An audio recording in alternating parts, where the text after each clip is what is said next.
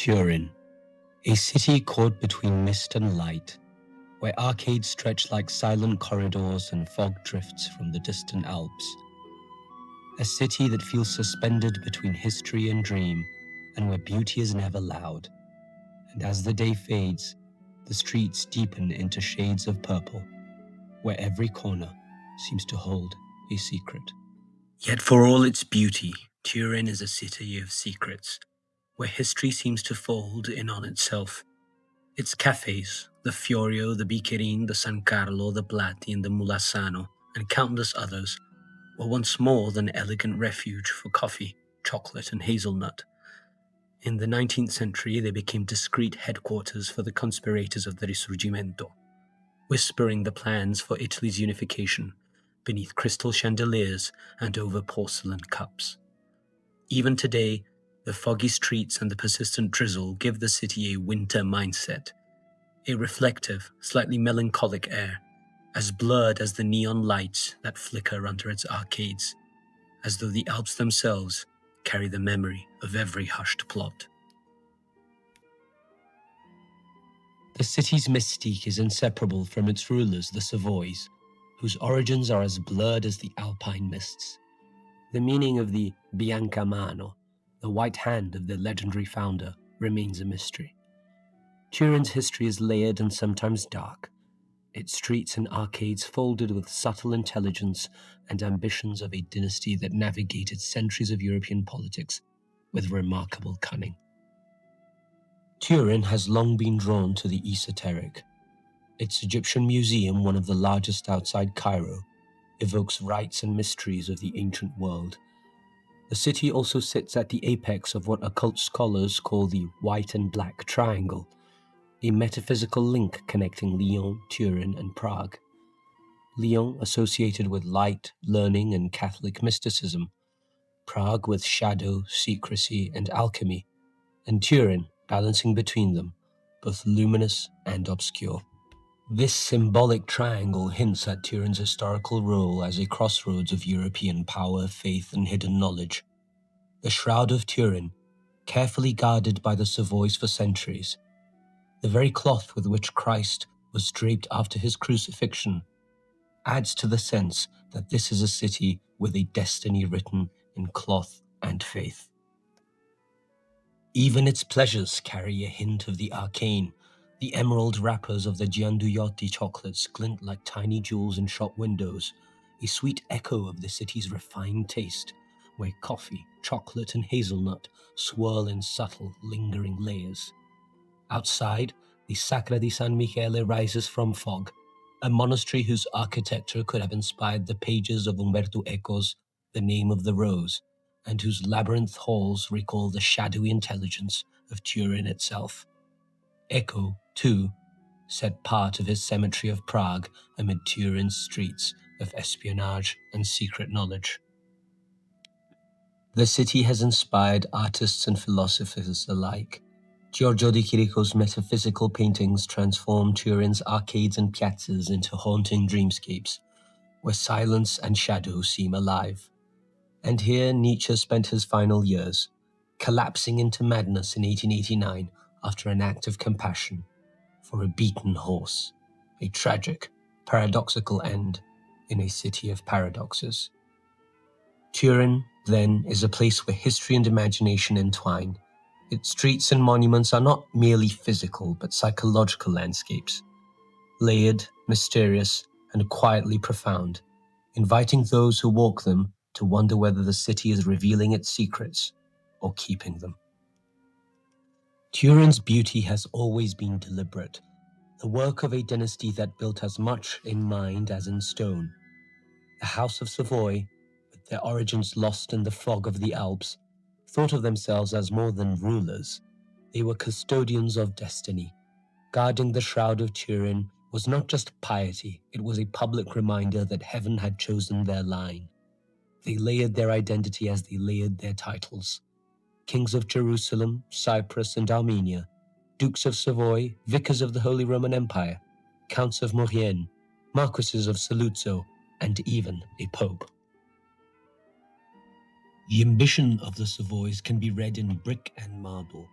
From the royal palace and the Palazzo Chiablese to Madama, Carignano, the vast Venaria Reale, and the hunting lodge of Stupinigi, their residences form a constellation of power around Turin.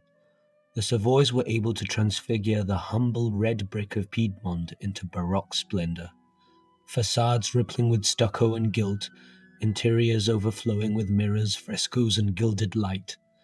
Architecture as a declaration that this once marginal dynasty had become a European power.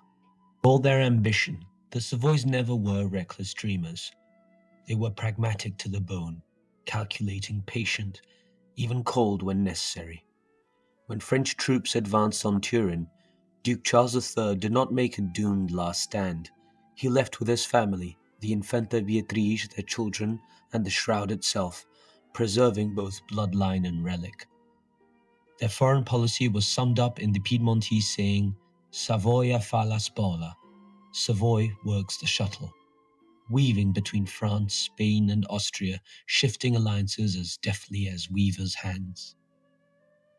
Unlike the flamboyant Bourbons of Naples or the theatrically cultivated Medici, the Savoys practiced a quieter bourgeois aristocracy, less show, more survival. They angled for crowns in Portugal, Spain, Britain, Serbia, but never took things too far. They even relinquished the papacy when expediency demanded it, choosing political survival over spiritual dominion. They finally became kings of Sicily and later Sardinia in the 18th century, the result of Savoyard cunning and well-chosen alliances during the War of the Spanish Succession. In the 19th century, their greatest statesman, Count Camillo di Cavour, mastered that same pragmatic art, turning the revolutionaries of Garibaldi into agents of a thoroughly Piedmontese, bourgeois Italy. His ultimate sacrifice was ceding the ancestral lands of the Savoys, Savoy, and the fiercely Italian, Ligurian city of Nice to France in 1860. In exchange, he got the support of Napoleon III for a greater prize, a united Italy under a Savoyard crown. These traits, caution over bravado, strategy over spectacle, endurance over empty glory, were not just the habits of a dynasty. They became part of the Piedmontese temperament itself. Discreet, disciplined, royally reserved in manner, yet ambitious in aim, moving through history as one might navigate Turin's own arcades, always under cover, always with purpose. Turin's sophistication is written in its tastes. The Turinese have a sweet tooth, but not for simple custards or creams. Their palate favors flavors that linger, that carry depth and mystery. Chocolate, coffee, and hazelnut, blended into the velvety layers of the biccherin, Count Cavour's favorite drink, just like the violet-tinted Pastiglione, bittersweet tablets that demand an acquired taste. Coffee here is more than caffeine. It is ritual, contemplative and slow, almost theatrical in its presentation. The city's reserve is much the same, polite, impeccably mannered, but distant, layered carefully like the biccherin itself, always seeking balance, restraint, and understatement.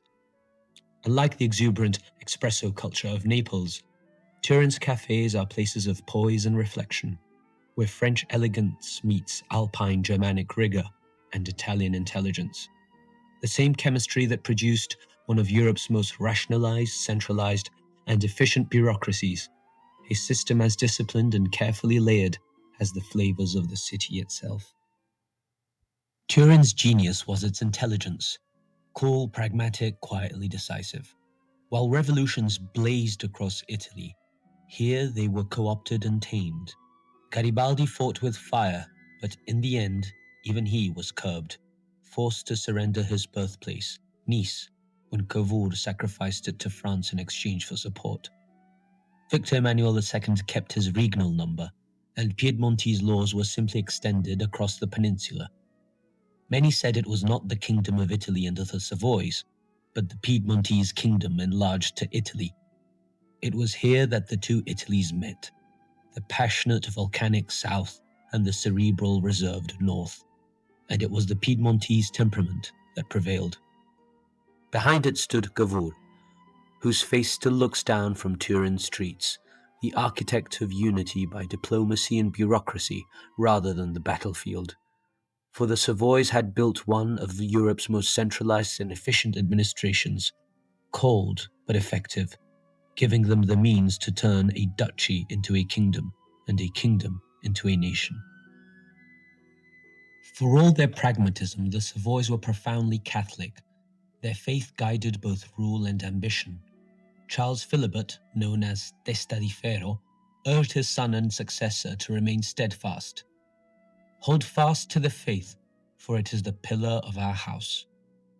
Their devotion found monumental expression in Giovara's Basilica di Stupinigi, the resting place of the Savoys, built to celebrate the relief of Turin under Eugene of Savoy, a triumph of strategy, loyalty, and alpine vigor.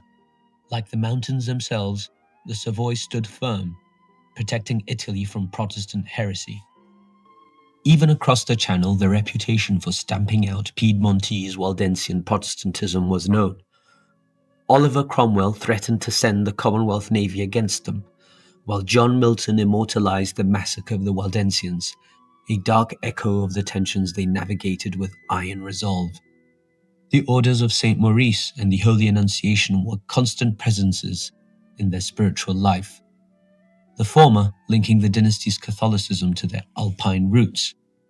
St. Maurice, an Egyptian commander of the Roman Theban legion, had refused to kill Alpine Christian communities under the orders of Emperor Maximian. Ordering the unit to be punished, Maximian had every 10th soldier killed, a military punishment known as decimation. Eventually, the whole legion was wiped out. The commitment of the Savoys to the Catholic faith finds expression even in their palaces. Resplendent with fountains, they were designed not only for grandeur, but also Catholic practicality.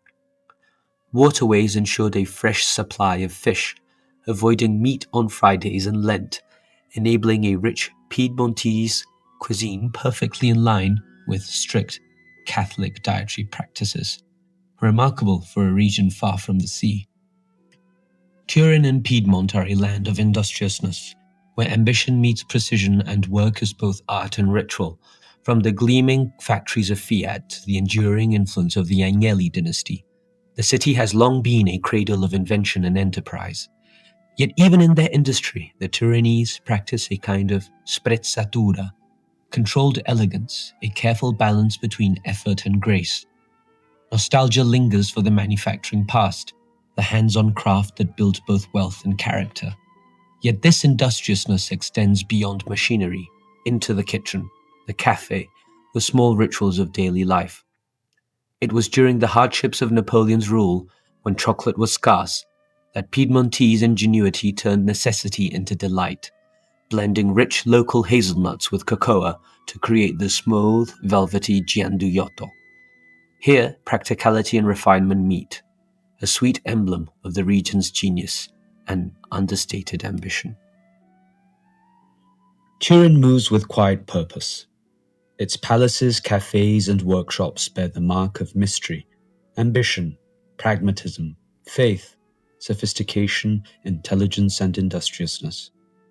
From the Savoy's fountains, the geometric arcades, the velvety biccherin, and the precision of Fiat, every street and every taste, hazelnut, chocolate, coffee, carries the imprint of a people whose patience, subtlety, and enduring resolve have long kept the Italian heart beating strong.